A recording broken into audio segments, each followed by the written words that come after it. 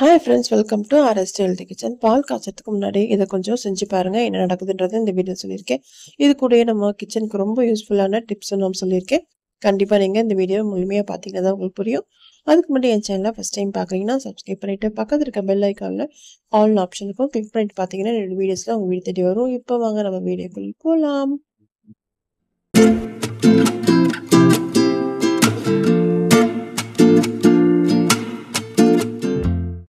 First tip பார்த்தீங்கன்னா, நம்ம புதுசாக ஏதாவது பாத்திரமோ இல்லை ஏதாவது வாங்கும்போது நமக்கு இது மாதிரி ஸ்டிக்கர் இருக்கும். ஸ்டிக்கர் எடுக்கிறது ரொம்ப கஷ்டமாக இருக்கும். இதுக்கு சிம்பிளாக ரொம்ப ஈஸியான வழி என்னென்னா இதுதாங்க. அதாவது அடுப்பில் நம்ம அதை புது பாத்திரத்தில் வச்சுக்கலாம். நம்ம அடுப்பை கொஞ்சம் சிம்லேயே வச்சுக்கலாம். கொஞ்சமாக பாத்திரம் சூடானதும் இது மாதிரி கத்தி இல்லை ஸ்பூனில் இது மாதிரி செஞ்சு பாருங்கள். நமக்கு ஈஸியாக வந்துடும். இந்த டிப் வந்து எல்லாருக்குமே ரொம்ப யூஸ்ஃபுல்லாக இருக்குங்க.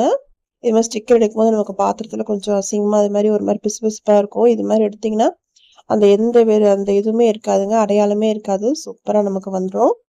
சின்ன ஸ்டிக்கர் இருந்தாலும் பெருசாக இருந்தாலும் நம்ம இதே மாதிரி எடுத்துடலாம். அதை பாருங்கள், அழகாக நமக்கு வந்துடுது. உங்களுக்கு தெரியுதா? இந்த டிப் உங்களுக்கு பிடிச்சிருந்தா கண்டிப்பாக ஒரு லைக் போட்டுட்டு பாருங்கள். அவ்வளோதாங்க, அப்படியே எடுத்துட வேண்டியதுதான்.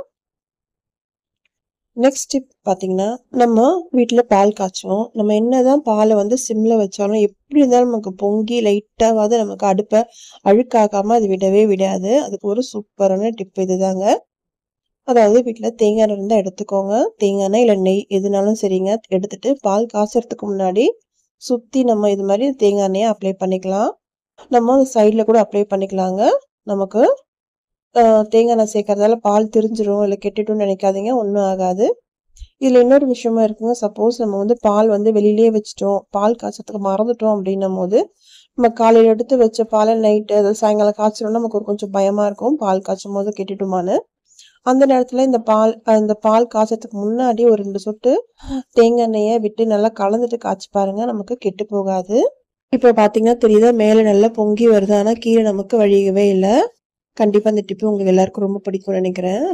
நெக்ஸ்ட் டிப் பார்த்தீங்கன்னா, நமக்கு இந்த இடிக்கல் இருக்கும். இடிக்கல் நம்ம அப்படியே வைக்கும் போது பூச்சி அதெல்லாம் நமக்கு வந்துடும். இன்னொரு சமயத்தில் நம்ம இடிக்கும் போது எல்லாமே தெறிக்கும். அதுக்கு இது மாதிரி பிளாஸ்டிக் நமக்கு ஸ்வீட் டப்பா வரும் இல்லையா, இதை நடுவில் நம்ம கட் பண்ணிக்கலாம். கரெக்டாக சைஸ்க்கு கட் பண்ணிவிட்டு இது மாதிரி நீங்கள் மூடி வைக்கும் போது நமக்கு இடிக்கும் போதும் நமக்கு வெளியில் தெரிக்காது. நம்ம அழகாக நம்ம சேஃப்டியாக வந்து அதை மூடி வச்ச மாதிரியே இருக்கும். உள்ள பூச்சிலாம் எதுவும் போகாது. கண்டிப்பாக நீங்கள் இதை ட்ரை பண்ணி பாருங்கள். இது உங்களுக்கு ரொம்ப பிடிக்கும்னு நினைக்கிறேன். நெக்ஸ்ட் டிப் பார்த்தீங்கன்னா, நம்ம பருப்பு வேக வைப்போம் இல்லையா, பருப்பு வேக வைக்கும் போது நமக்கு எப்படி இருந்தாலுமே இங்கே அந்த ப்ரெஷர் வரும்போது மேலெல்லாம் தெறிக்கும். நமக்கு வந்து அடுப்பே ரொம்ப நமக்கு நாஸ்தி ஆகிடும். இது மாதிரி நம்ம பருப்பு வேக வைக்கும் போது அந்த பருப்பில் ஒரு சொட்டு நம்ம எண்ணெய் சேர்த்துக்கலாம். எண்ணெய் இல்லை நெய் சேர்த்துக்கலாம். சேர்த்துட்டு நம்ம மூடி இருக்கு இல்லையா, அந்த மூடியிலையும் நம்ம கொஞ்சம் எண்ணெய் சேர்த்து நல்லா எல்லா பக்கமும் நல்லா தடவி விட்டுட்டு நீங்கள் மூடி பாருங்கள். நமக்கு வந்து வெளியில் வந்து அந்த ப்ரெஷர் வரும்போது தண்ணிலாம் எதுவும் தெரிக்காதுங்க. குக்கரே நமக்கு சுத்தமாக இருக்கும். இந்த டிப்ஸ் வந்து ரொம்ப யூஸ்ஃபுல்லாக இருக்கும். கண்டிப்பாக நீங்கள் வீட்டில் ட்ரை பண்ணுங்கள். அடுப்பு நமக்கு சுத்தமாக இருக்கும். நெக்ஸ்ட் டிப் பார்த்தீங்கன்னா, இஞ்சியிலேருந்து தோல் உரிக்கிறதாங்க. நம்ம எப்பவுமே வந்து கத்தியில் ஸ்பூனில் நம்ம பண்ணுவோம். இதெல்லாம் எதுவுமே தேவையில்லைங்க. சூப்பராக நம்ம ரொம்ப ஈஸியாக குவிக்காக நம்ம வந்து தோல் உரிச்சிடலாம். அதுக்கு இந்த ஒரு பொருள் இருந்தாலே போதுங்க. ஆமாங்க, எல்லார் வீட்லையுமே இந்த வடிகட்டி இருக்கும். இந்த வடிகட்டியை வச்சு நம்ம சூப்பராக இதில் தோல் உரிக்க போகிறோம். இப்போ பார்த்தீங்கன்னா, இது மாதிரி நீங்கள் வச்சுட்டு இதில் இது மாதிரி தேய்ச்சாலே போதுங்க. நமக்கு ஈஸியாக நமக்கு தோல்லாம் ஈஸியாக உரிஞ்சிட்டு வந்துடும். சமையல் பண்ணும்போது சீக்கிரமாக நமக்கு வேலை ஈஸியாக முடியும். கண்டிப்பாக நீங்கள் ட்ரை பண்ணி பாருங்கள். இது மாதிரி நீங்கள் ட்ரை பண்ணி பாருங்கள். இது ரொம்ப யூஸ்ஃபுல்லாக இருக்குங்க.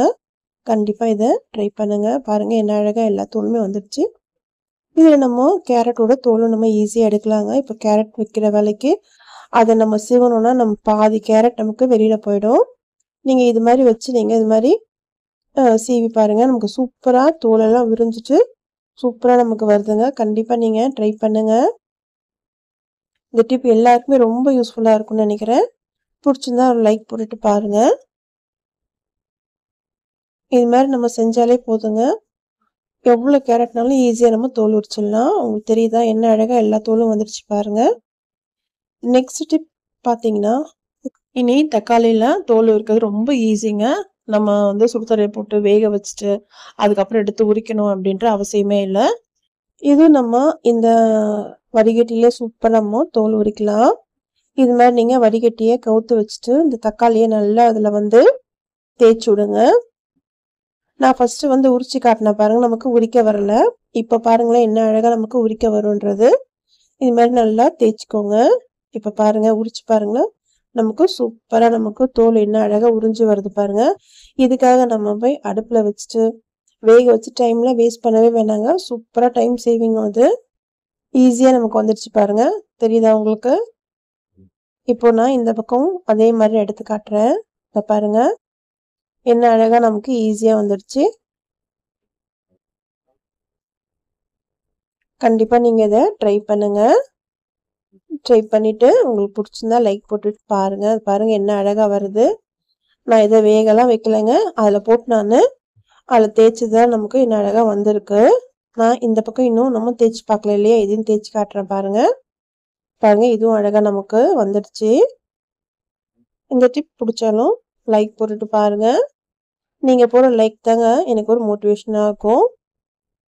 நெக்ஸ்ட் டிப் பார்த்தீங்கன்னா, நம்ம நெயில் கட்டர் வச்சிருப்போம். அது ரொம்ப நாள் யூஸ் பண்ணும்போது நமக்கு கட் பண்றது ஷார்ப்னஸ் கம்மியாயிடும்.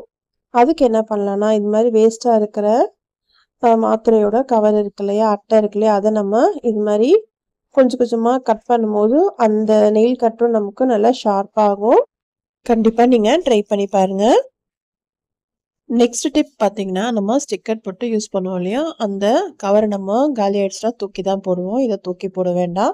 இதுல ஒரு சூப்பரா நம்ம ஒரு ஆர்கனைசர் மாரி, ஒரு பர்ஸ் மாரி நம்ம ரெடி பண்ணலாம். அது எப்படின்றத இதுல பாருங்க. இப்போ இது மாரி மடக்கிக்கோங்க. இது மாரி மடக்கிட்டு, நம்ம 2 பக்கமும் ஸ்டாப்லர் பின் அடிக்க போறோம். நல்லா ஓரமா நீங்க ஸ்டாப்லர் பின் அடிச்சுக்கோங்க.